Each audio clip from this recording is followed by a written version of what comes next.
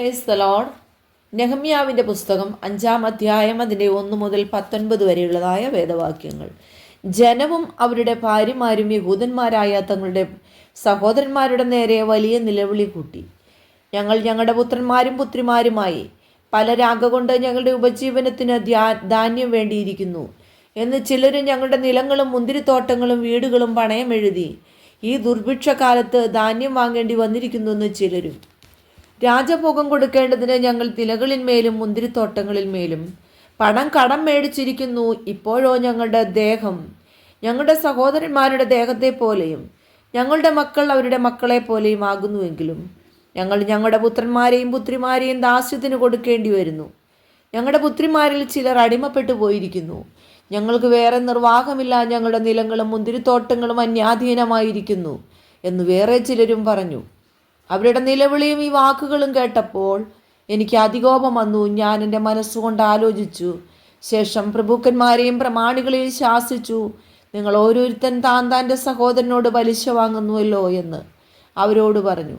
അവർക്ക് വിരോധമായി ഞാനൊരു മഹായോഗം വിളിച്ചുകൂട്ടി.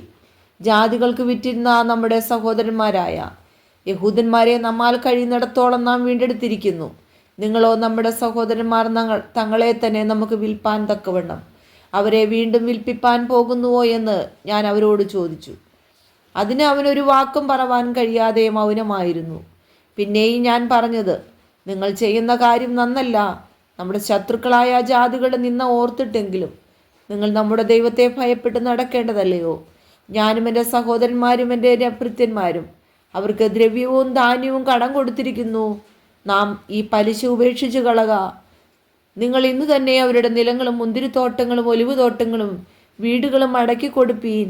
ദ്രവ്യം, ധാന്യം, വീഞ്ഞ്, എണ്ണ എന്നിവയിൽ 100 വീതം നിങ്ങൾ അവരോട് വാങ്ങി വരുന്നതും അവർക്ക് ഇളച്ചു കൊടുപ്പീൻ. അതിന് അവർ, ഞങ്ങൾ അവ മടക്കി കൊടുക്കാം, ഇനി അവരോടൊന്നും ചോദിക്കുകയുമില്ല, നീ പറയും പോലെ തന്നെ ഞങ്ങൾ ചെയ്യും എന്ന് പറഞ്ഞു. അപ്പോൾ ഞാൻ പുരോഹിതന്മാരെ വിളിച്ച് ഈ വാഗ്ദാനപ്രകാരം ചെയ്തു കൊള്ളാമെന്ന് അവരുടെ മുമ്പിൽ വെച്ച് അവരെ കൊണ്ട് സത്യം ചെയ്യിച്ചു.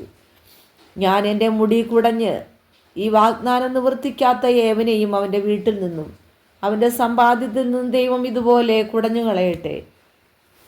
ഇങ്ങനെ അവൻ കുടഞ്ഞും ഒഴിഞ്ഞും പോകട്ടെ എന്ന് പറഞ്ഞ സർവ്വസഭയും ആമേൻ എന്ന് പറഞ്ഞു. യഹോവയെ സ്തുതിച്ച് ജനം ഈ വാഗ്ദാന പ്രകാരം പ്രവർത്തിച്ചു. ഞാൻ യഹൂദാദേശത്ത് അവരുടെ ദേശാധിപതിയായി നിയമിക്കപ്പെട്ട നാൾ മുതൽ അർത്തഹ്ശശ്വസ് രാജാവിൻ്റെ 20-ാം ആണ്ട് മുതൽ തന്നെ അവൻ്റെ 32-ാം ആണ്ട് വരെ 12 സംവത്സരം ഞാനും എൻ്റെ സഹോദരന്മാരും ദേശാധിപതിക്കുള്ള അഹോവൃത്തി വാങ്ങിയില്ല. എനിക്ക് മുമ്പേ ഉണ്ടായിരുന്ന പണ്ടത്തെ ദേശാധിപതികൾ ജനത്തിന് ഭാരമായിരുന്നു. 40 ശെക്കെൽ വെള്ളി വീതം വാങ്ങിയതുകൊണ്ട് കൂടാതെ അപ്പവും വീഞ്ഞും കൂടെ അവരോട് വാങ്ങി.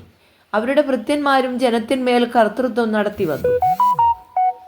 ഞാനോ ദൈവഭയം ഹേതുവായി അങ്ങനെ ചെയ്തില്ല. ഞാൻ ഈ മതിലിൻ്റെ വേലയിൽ തന്നെ ഉറ്റിരുന്നു. ഞങ്ങൾ ഒരു നിലവും വിലയ്ക്ക് വാങ്ങിയില്ല. എൻ്റെ ഭൃത്യന്മാരൊക്കെയും ഈ വേലയിൽ ചേർന്ന് പ്രവർത്തിച്ചു പോന്നു.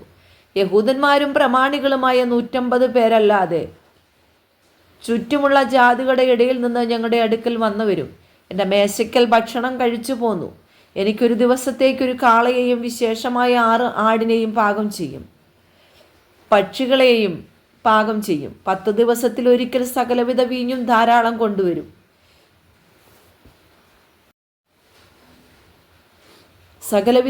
വീഞ്ഞും ധാരാളം കൊണ്ടുവരും. ഇങ്ങനെയൊക്കെയും വേണ്ടിയിരുന്നിട്ടും ഈ ജനം പെടുന്ന പാട് കഠിനമായിരുന്നതിനാൽ ദേശാധിപതിക്കുള്ള അഹോവൃത്തി ഞാൻ ആവശ്യപ്പെട്ടില്ല. എൻ്റെ ദൈവമേ, ഞാൻ ഈ ജനത്തിനു വേണ്ടി ചെയ്തതൊക്കെയും എനിക്ക് നന്മയ്ക്കായിട്ട് ഓർക്കണമേ. ഈ വചനങ്ങളാൽ ദൈവം എല്ലാവരെയും ധാരാളമായിട്ട് അനുഗ്രഹിക്കട്ടെ.